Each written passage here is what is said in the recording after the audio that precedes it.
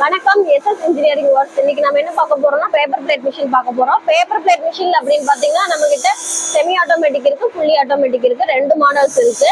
இது என்ன பாத்தீங்கன்னா ஃபுல்லி ஆட்டோமேட்டிக்லயே டபுள் டை மிஷின். இது பாத்தீங்கன்னா நீங்க டைம் ஃபிக்ஸ் பண்ணி விட்டீங்கன்னா அந்த டை வந்து உங்களுக்கு அப் அண்ட் டவுன் மூவிங் இருக்கும், நீங்க வச்சு எடுத்துக்கிற மாதிரி இருக்கும் கட்டிங். அதே பாத்தீங்கன்னா உங்களுக்கு ஸ்டிச் கொடுத்துருக்கோம், நீங்க மேனுவலாவே நீங்க ஆப்ரேட் பண்ணிக்க முடியும்.